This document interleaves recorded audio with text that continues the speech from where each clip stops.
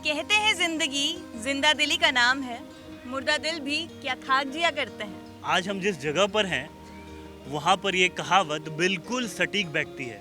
ये वो लोग हैं जिन्होंने अपने जीवन में तमाम दर्द सहने के बावजूद हार नहीं मानी है और अब भी हंस के मुस्कुरा कर काम कर रही हैं और लोगों को दिखा रही हैं कि तुम हमारे शरीर को दर्द दे सकते हो लेकिन हमारी आत्मा को तोड़ नहीं सकते।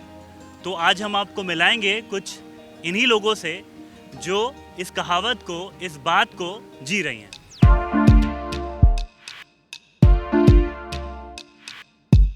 तो अब हम फाइनली उस जगह पर आ गए हैं जिसके बारे में प्रणव ने हमको बताया था, शीरोज। तो सबसे पहले हम मिलते हैं हमारी शीरोज से, उनका इंट्रोडक्शन आपसे कराते हैं, रूपा, अंशु और नगमा से। तो अंशु, सबसे पहले मैं आपसे सवाल पूछना चाहूंगी कि शीरोज जो है सबसे पहली जो आपकी ब्रांच है वो नोएडा में खुली है। नोएडा के लोगों का आपके इस शीरोज में जो भी कस्टमर्स आते हैं उनका व्यवहार कैसा है? ये हमारी नोएडा की पहली ब्रांच है और मतलब पहली बार मुझे ऐसा लगा यहाँ पे आके कि लोगों ने किसी भी प्रकार के कमेंट नहीं किए, क्योंकि इससे भी पहले हम लोग आगरा कैफ़े को चला रहे हैं और लखनऊ कैफ़े को चला रहे हैं, लेकिन वहाँ पे मतलब कोई दिन ऐसा नहीं जाता होगा कि 100 लोग आते हैं तो उसमें 100 लोगों में मतलब 2-3 लोग तो ऐसे ही हैं जो किसी न किसी प्रकार के कमेंट करते हैं या किसी न किसी प्रकार का रिएक्शन देते हैं। लेकिन नोएडा में हम लोगों को आज 10 दिन से भी ऊपर हो रहे हैं, लेकिन यहाँ पे आके हर दिन जो लोग आते हैं वो बहुत रिस्पेक्ट देते हैं हम लोगों को, बहुत अच्छे से हमारा सम्मान करते हैं, बहुत अच्छे से हमें मतलब होस्ट करने का मौका देते हैं। और यहाँ पे मतलब जो हम लोग सोच रहे थे कि हमें इतना प्यार मिलना चाहिए, उससे बेहतर ही प्यार हम लोगों को यहाँ पे मिल रहा है। शी हीरोज़ है।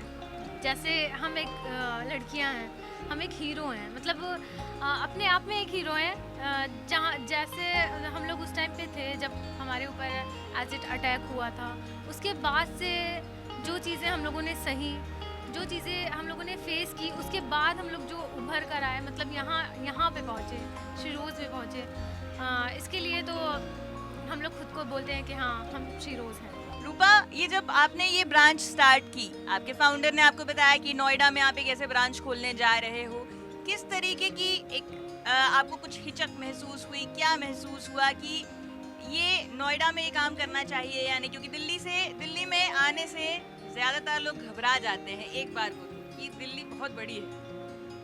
तो क्या फीलिंग थी? लगा कि स्टार्ट करना चाहिए, नहीं करना चाहिए, या ये वर्क करेगा या नहीं, या ये किस तरीके से रन हो रहा है, आपको देखकर अच्छा लग रहा है?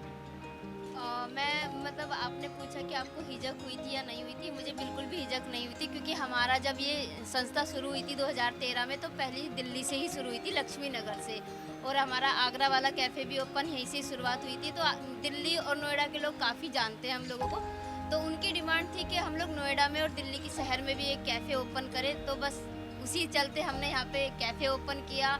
और हिचक की बात करें तो बिल्कुल भी हिचक नहीं थी, क्योंकि ऑलरेडी हम 2 कैफ़े चला रहे हैं, सर्वाइवर ऑलरेडी काम कर रही है, और हमारे लिए तो एक सपने जैसा है। अंदर से ना एक गर्व महसूस होता है कि हमने एक कदम उठाया तो आज लोग हमारे साथ खड़े हैं, और शायद ये पहले हम कर चुके होते, लेकिन थैंक्सफुल आलोक भाई और आशीष भाई का, उन्होंने ये प्लेटफॉर्म शुरू किया और इतनी सारी लड़कियों को जॉब दी है, और उनका हर चीज़ में सपोर्ट करते, चाहे वो ट्रीटमेंट से लेके हो, चाहे वो एजुकेशन को लेके हो।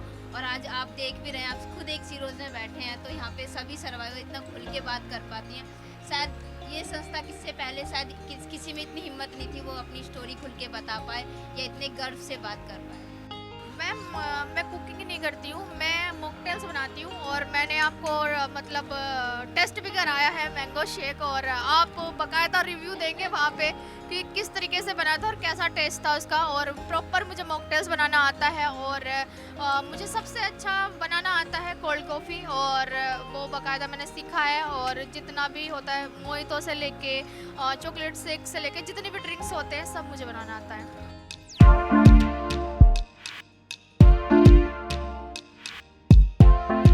इन बच्चों के लिए मैं उनको दिल से थैंक्स बोलना चाहती हूँ मैं, क्योंकि हमसे ज़्यादा कॉन्फिडेंस है इनको जो आज ये हम लोगों को सर्व कर रही हैं, स्नैक्स वगैरह जो भी ये कर रही हैं, हमें देख के लगा कि हमसे ज़्यादा कॉन्फिडेंस है। हम भी एटलीस्ट इतनी जल्दी से इम्प्रूव अपने को नहीं कर पाते हैं, बट ये तो इतना अच्छे से सर्व कर रही हैं और बातें भी कर रही हैं और अपने बारे में जो बता रही हैं उसके लिए तो मैं बस उनको बहुत थैंक्स तो दिल से बोलना चाहती हूँ। भाई जो लड़कियां, जो हमारी बहनें जिनके ऊपर एसिड अटैक होता है, उनका फ्यूचर लाइफ में क्या इमेज बनता है, पब्लिक उनको किस नज़रिए से देखती है।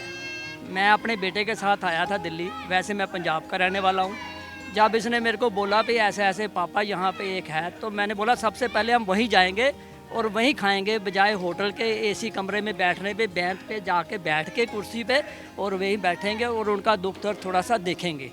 तो मैं यहाँ पे स्टेडियम में मैं आया अपनी फैमिली के साथ, तो मैंने देखा, बड़ा अच्छा लगा।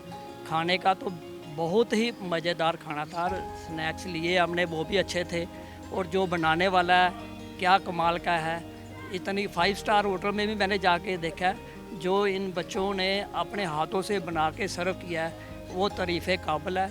इसके लिए मैं बहुत बहुत ही शुक्रगुजार हूँ कि आप लोगों ने हमारी जो भी अपॉइंटमेंट लेके आपने पब्लिक को बताया है और सभी को हाइलाइट्स हुआ है। भाई वाकई ये भी चीज़ है। मैं तो चाहता हूँ कि जितने भी लोग स्टेडियम में आएँ, ज़्यादा से ज़्यादा यहाँ बैठें, खाएं, ताकि इनकी जो आगे की जो भी प्लानिंग है, फाइनेंशियल पोजीशन है, जो भी है, इनको कभी भी कोई ऐसा ना लगे कि हम ऐसे समाज में रहते हैं जहाँ पे हमें इग्नोर किया जा रहा है।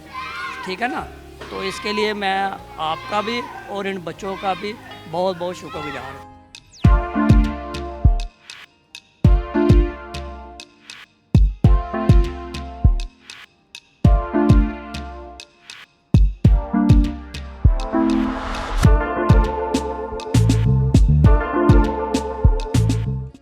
नगमा, मुझे ये बताइए, आपसे हर कोई पूछता होगा ये सवाल और मैं भी एक बार और पूछना चाहूँगा, और मैं उम्मीद करता हूँ मैं पूरी मतलब संजीदगी से पूछ रहा हूँ और आपको कुछ बुरा फील ना हो। मुझे ये बताइए, आप यहाँ तकरीबन हर दिन लोग आते हैं, यहाँ पे कस्टमर्स आते हैं जो खाना मांगते हैं, कभी ऐसा कुछ वाक़या हुआ कि कोई आपको देख के घबराया हो या थोड़ा मतलब अजीब से पेश आया हो, जिसने आपको फील कराया कि मैं नॉर्मल नहीं हूँ? ऐसा तो नहीं है? ऐसा कुछ हुआ कभी आपके साथ यहाँ या कहीं भी? जी, यहाँ स्टेडियम में शिरोज़ कैफ़े में यहाँ पे तो कुछ ऐसा नहीं हुआ। मतलब यहाँ पे ऐसा हुआ कि यहाँ से मुझे और एनर्जी मिली है। यहाँ के लोगों ने बहुत ज़्यादा सपोर्ट किया, और अगर हम लोग वीकनेस थोड़ा फील भी करते हैं तो वो लोग एनर्जी से यहाँ के लोग भर देते हैं। ये खासियत है यहाँ की। लेकिन जब मेरे ऊपर एसिड अटैक हुआ था, उसके बाद जो मेरे सोसाइटी के लोग हैं, मेरे तरफ के लोग हैं, उनका एक अलग मतलब व्यवहार हो गया था कि ये एसिड से जली हुई है। मतलब अगर बच्चे भी आ रहे हैं पास में तो उनको खींच कर ले जाती थी कि मतलब उधर मत जाओ। मतलब ऐसा लगता था कि मेरा फेस सिर्फ नहीं जला है, मतलब ऐसा कोई शैतान नहीं होता है कि उसके पास मत जाओ, मतलब वैसा फील करवाती थी। तो वो चीज़ें तकलीफ देती थी। अंशु, हमने आपके बारे में काफ़ी सुना है क्योंकि कई आपके वीडियोस काफ़ी ज़्यादा पॉपुलर हैं इंस्टाग्राम पर, फेसबुक पर। तो हम जानना चाहेंगे कि आपकी हॉबी जो हमको पता है लेकिन हमारे व्यूअर्स को नहीं पता है, वो क्या है? मुझे एक अच्छा सोशल वर्कर बनना है, और मुझे ऐसा लगता है कि मतलब बहुत सारे ऐसे लोग हैं, जैसे कि एक एग्जांपल हम देना चाहेंगे कि जब हम संस्था में आए थे तो आलोक भाई ने, आशीष भाई ने हम सर्वाइवर्स की मदद की, लेकिन अभी भी ऐसे लोग हैं जिन्हें मदद की ज़्यादा ज़रूरत है और उन तक मदद नहीं पहुंचती है। तो मैं चाहती हूं कि आलोक भाई जैसी, आशीष भाई जैसी, कि मैं भी एक सोशल एक्टिविस्ट बन पाऊं, ताकि मैं अपने जरिए से उन लोगों तक पहुंच पाऊं और उन लोगों की मदद कर पाऊं। हमने अब तक बात की शिरोज़ की। हम शिरोज़ की लड़कियों से मिले जो कि वहाँ पर काम करती हैं, जो कि बहुत स्ट्रॉन्ग है, उनमें इतना कॉन्फिडेंस है जितना अब इस माइक को पकड़ते हुए भी शायद मेरे अंदर कम पड़ जाएगा। लेकिन उनको इतना स्ट्रॉन्ग बनाने वाला, जितनी ये हमें कैमरे के सामने दिख रही हैं उतनी ही ये नेचुरली भी हैं, कुछ ज़्यादा डिफरेंस नहीं है। लेकिन उनको इतना स्ट्रॉन्ग बनाने वाला, उनको इतना बिल्ड करने के पीछे जो खड़े हैं, उनसे बात करते हैं। तो मिलते हैं छाँव फाउंडेशन के फाउंडर से, मिस्टर आलोक दीक्षित से, और जानते हैं कि किस तरीके से उन्होंने छाव फाउंडेशन को इतना सपोर्ट किया, किस तरीके से उन्होंने इसको बिल्ड किया, किस तरीके से लड़कियों को ट्रेनिंग दिया, उनमें कॉन्फिडेंस पैदा किया, उनमें कुछ कर दिखाने का हौसला बढ़ाया? जैसे जब एक सर्वाइवर घर में होता है तो सभी से आप पूछिएगा, वो लोग कहते हैं कि अपने घर में अपने माँ बाप ने भी एहसास कराया कि इससे अच्छा तो गोली मार दी होती।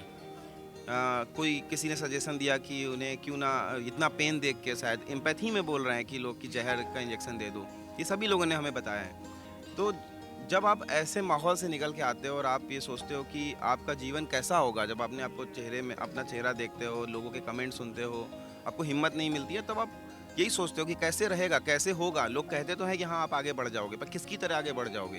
तो अभी बहुत सारे उदाहरण हैं। अभी वो बात कहना आसान है, जो बातें शायद काउंसलर्स एक्सपर्ट समझाया करते थे सब कुछ, उनके लिए भी बड़ा मुश्किल था, वो काम बहुत आसानी से हो रहा है। क्यों? क्योंकि मतलब शायद लोगों ने लोगों को देखा है और एक जर्नी देखी। जैसे ऋतु ने एक बार हमें मुझे बताया कि उनको लगता है उनको हिम्मत ऐसे मिली कि उन्होंने जब किसी को ब्लाइंड होते हुए देखा कि वो ब्लाइंड हो गई, उनकी तो एक ही आँख डैमेज हुई है, तो इस बात ने उन्हें एक संबल दिया कि शायद मेरे पास तो, जब वो इतना ज़्यादा आगे बढ़ के कुछ कर रही हैं, उनके अंदर ज़िंदगी जीने का इतना हौसला है, तो मेरे अंदर क्यों नहीं है। समाज अगर आपको थोड़ा सा आगे बढ़ा दे, मतलब अभी जिस समाज से वो निकल के आए वहाँ अभी भी ऐसा ही है। ऐसे बहुत सारी लड़कियाँ बताती भी हैं कि वो यहाँ बहुत खुलेआम सबसे बात कर रही हैं, खुश हैं, लेकिन जब अपने ही नेबरहुड में जाती हैं, अपने ही परिवार, अपने घर के में जो है उन्हें अपने आप को कवर करना पड़ता है, क्योंकि वहाँ वो लोग कंफर्टेबल नहीं महसूस कराते हैं। तो ये सिर्फ इतना सा फ़र्क है कि ज़रा सा आप बस किसी को प्यार दीजिए, बदले में देखिए आप कितना सामने वाला कितना ज़्यादा बेहतर हो सकता है। और बल्कि इस बहाने में एक बात कहूँगा भी कि शायद आप लोग को एक बात ध्यान रखना चाहिए कि अटैकर ना आपके भरोसे पे एसिड अटैक कर रहा है। वो ये बात जानता है, उस बात की धमकी देता है एक लड़की को कि आपके चेहरे पे एसिड डाल देंगे और आपकी ज़िंदगी ख़राब हो जाएगी। क्यों? क्योंकि उसको भरोसा है कि समाज क्या करेगा। ये सब बहुत नया है, ये उन लोगों के लिए है जो शीरोज़ से जुड़ पाए हैं। ऐसे तमाम सर्वाइवर हैं जो अभी तक उनको पता ही नहीं है कि कोई ऐसा शीरोज़ चलता है, ऐसा छाव फाउंडेशन है। और चूँकि एसिड अटैक के नंबर्स उतने बहुत ज़्यादा उसमें नहीं हैं, इसकी पॉलिसीज़ अभी बहुत अच्छी तरह से लागू नहीं हुई हैं, तो तमाम दिक्कतें भी आ रही हैं। जैसे कि एजुकेशन को लेके तमाम यूनिवर्सिटीज़ ने कोटा है, उनमें वहाँ पढ़ाई कर सकती हैं, वहाँ पे जॉब में एक कोटा है, जॉब से लेके मतलब पढ़ाई हर जगह एक कोटा है। तो कहने का मतलब है उसको अवेल, लेकिन अब तक हमारी जानकारी में बहुत कम लोगों ने किया है। अगर हमारे इस वीडियो को एसिड अटैक सर्वाइवर्स भी देख रहे हैं, तो उनको भी मैं छाव का रास्ता दिखाने के लिए ये इन्फॉर्मेशन पास करना चाहूँगी कि आप किस तरीके से छाव से कनेक्ट करें और अपने लिए एक बेहतर ज़िंदगी, एक बेहतर फ्यूचर बनाएं।